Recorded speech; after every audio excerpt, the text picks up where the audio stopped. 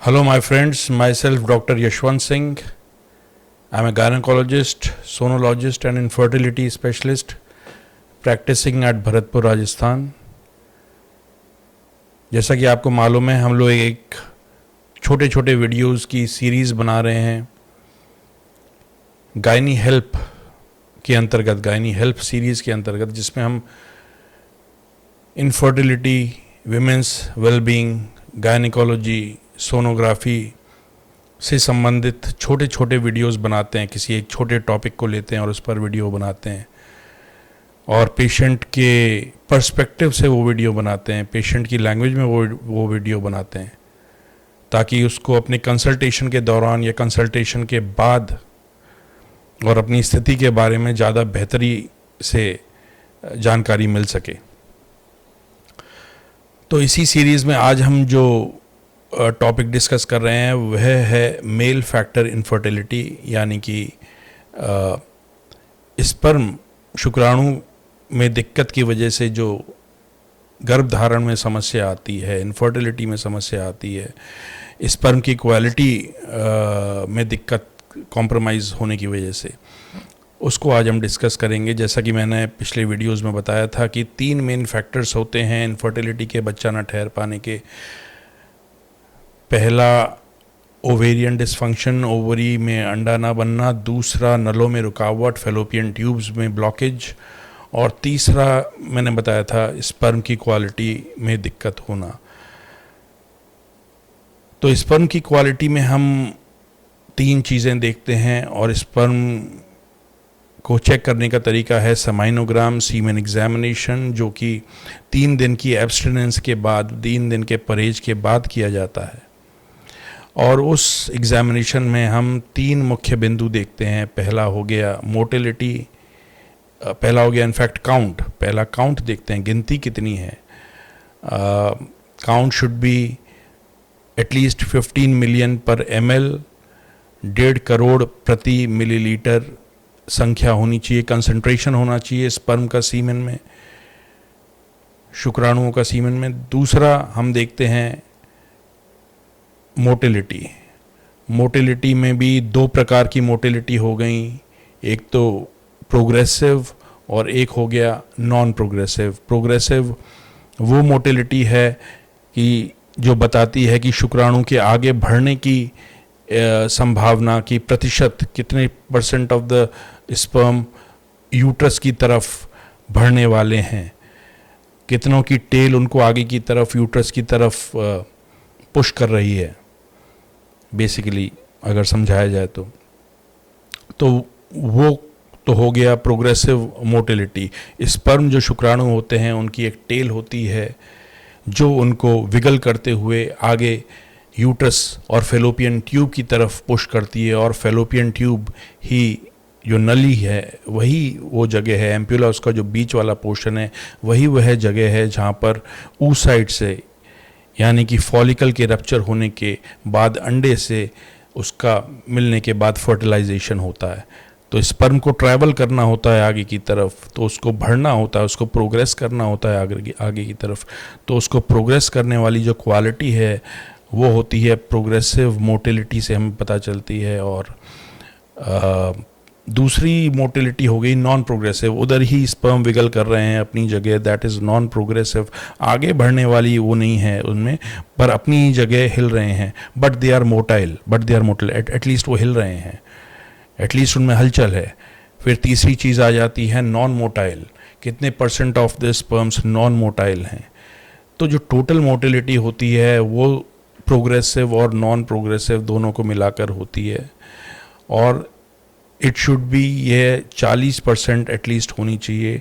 Total जो sperm हैं उनके काउंट का 40% एटलीस्ट जो स्पर्म है वो मोटाइल होना चाहिए, वो मोटिलिटी की क्वालिटी के साथ होना चाहिए, वेदर प्रोग्रेसिव नॉन प्रोग्रेसिव दोनों को मिलाकर। और इनमें भी प्रोग्रेसिव अगर देखा जाए तो प्रोग्रेसिव जो स्पर्म्स हैं वो 32% एटलीस्ट होने चाहिए। ये सब WHO की गाइडलाइंस है समाइनोग्राम, सीमेन एग्जामिनेशन को लेकर। तो जब काउंट कम होता है तो हम डॉक्टरी भाषा में एक टर्म यूज़ करते हैं जिसको हम ओलिगोस्पर्मिया, ओलिगोजूस्पर्मिया कहते हैं, एक ही बात है। और अगर हलचल कम होती है, गिनती कम होती है तो ओलिगोस्पर्मिया, हलचल कम होती है तो एस्थीनोस्पर्मिया, और गिनती बिल्कुल ही ज़ीरो है, शून्य है, तो हम कहते हैं एज़ोस्पर्मिया। तीसरा पैरामीटर जो हम सीमेन एग्जामिनेशन में देखते हैं वो है अग्लूटिनेशन, यानी कि सीमेन का थक्का जमने की प्रोबेबिलिटी।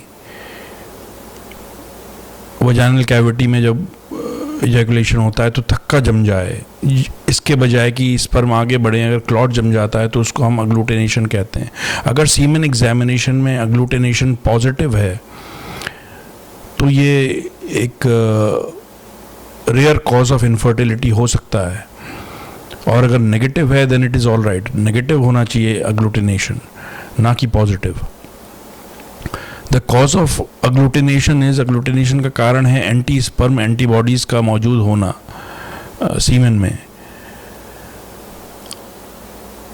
और इसको न्यूट्रलाइज करने के लिए, इसको ट्रीट करने के लिए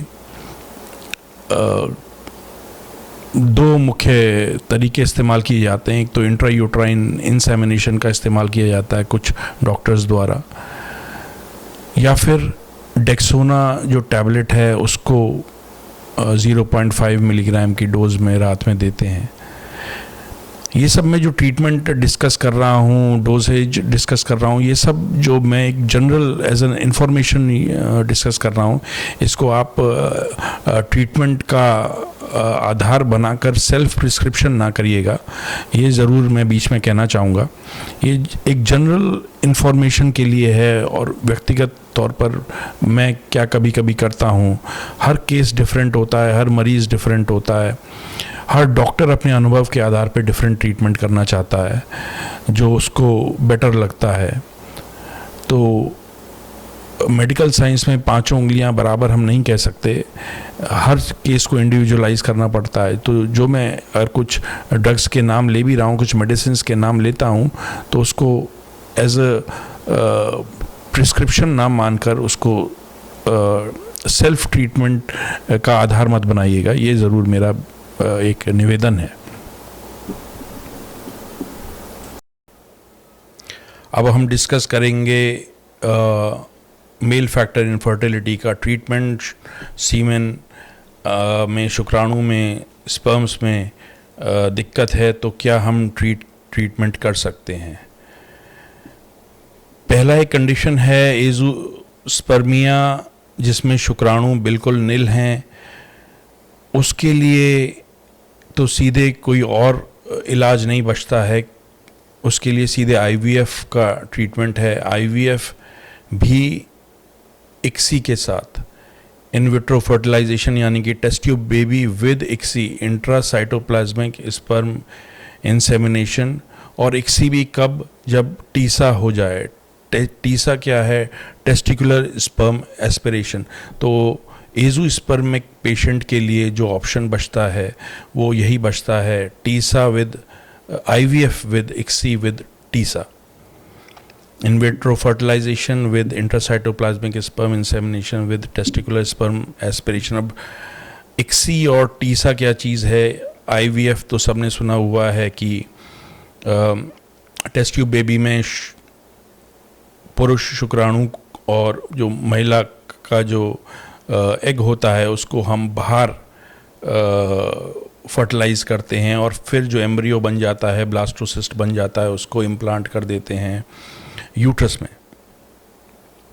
तो ये तो बेसिकली आईवीएफ है जो काफ़ी लोग समझते हैं। But what is ICSI? ICSI में हम एक पर्टिकुलर स्पर्म को लेते हैं जिसकी क्वालिटी अच्छी होती है, जिसकी मोटिलिटी अच्छी होती है, और उसको पिपेट्स के द्वारा हाई पावर्ड माइक्रोस्कोप के निगरानी में देखते हुए हम इंसेमिनेट करते हैं एक सिंगल स्पर्म को,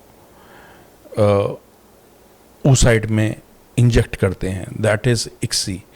तो अगर अब सवाल ये उठता है कि वो एक जो सिंगल स्पर्म है वो भी कहाँ से आएगा एज़ोस्पर्मिक पेशेंट में जिसमें नील है काउंट।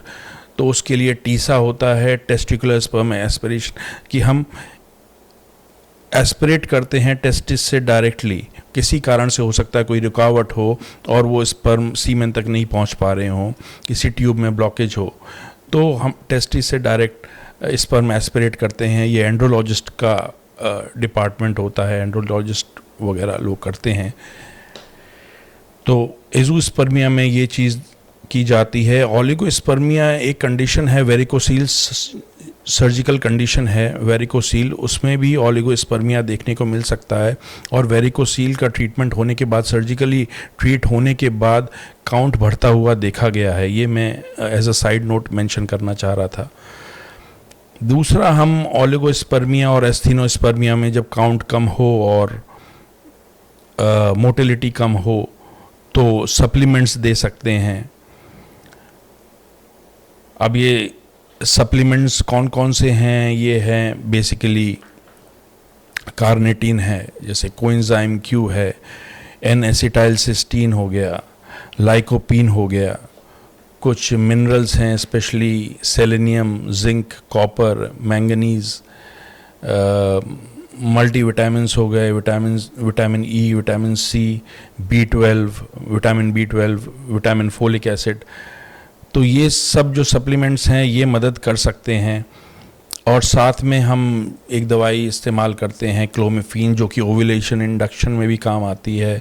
वो 50 मिलीग्राम के डोज में उधर चलती है जब हमको महिला में अंडा बनाना होता है, फॉलिकल ग्रो करवाना होता है, ओव्यूलेशन इंडक्शन करना होता है।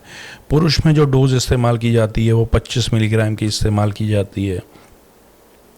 अमूमन उसको देने का तरीका होता है 25 दिन दी, 25 डेज़ दी ऑन, और 5 डेज़ का गैप दिया, फिर 25 दिन दी, फिर 5 डेज़ का गैप दिया। तो इस तरीके से ये दवाइयाँ दी जाती हैं। पर पर्सनली मैं ये सप्लीमेंट्स और क्लोमिफीन जो मैंने अभी मेंशन की, मैं तभी इस्तेमाल कर सकता हूँ जब मार्जिनल, माइल्ड टू मॉडरेट ही थोड़ा सा डिक्रीज़ हो मोटिलिटी और काउंट में। ऐसा नहीं कि बहुत कम है,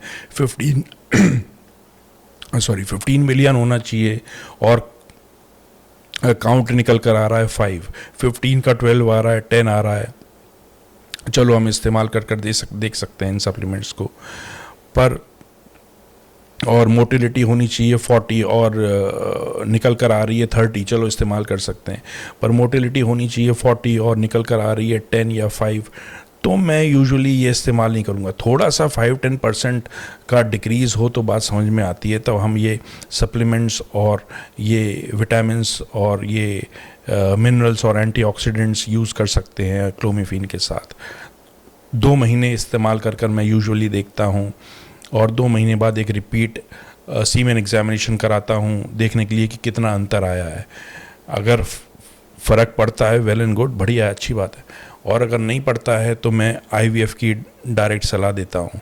फिर मैं टाइम वेस्ट करना या लिंगर ऑन करने की सलाह नहीं देता। और ड्रास्टिक डिफरेंस है जो पैरामीटर्स में, जो रेफरेंस वैल्यूज़ हैं उसमें ज़्यादा डिफरेंस है दोनों मोटिलिटी और काउंट में, तो मैं डायरेक्टली ही IVF की सलाह देता हूँ पर्सनली। हर डॉक्टर का अपना अपना तरीका हो सकता है उसको सिचुएशन को देखने का। तो ये इस तरीके से हमने डिस्कस किया mail factor infertility. I hope आपको काफ़ी जानकारी मिली होगी इस डिस्कशन से, और अगले वीडियो में हम एक और छोटा सा टॉपिक उठाएंगे और उसको डिस्कस करेंगे। उसके मोटे मोटे पहलू एटलीस्ट डिस्कस करेंगे। पेशेंट को तो इतना नहीं होता कि एकदम इन डीप डाइव करे एज अ स्पेशलिस्ट या एज एन एकेडमिशियन, बट उसको एक मोटा मोटा तो उसको जानकारी मिले कि मेरा क्या ट्रीटमेंट चल रहा है, मेरे साथ क्या कंडीशन है, ये सब। तो ये पर्पस है इस सीरीज़ का, और कुछ नहीं। अगली बार कोई और टॉपिक पर आप डिस्कस करना चाहते हैं तो मुझे बताइएगा, मैं उसको डिस्कस करूँगा। Thank you, have a good day.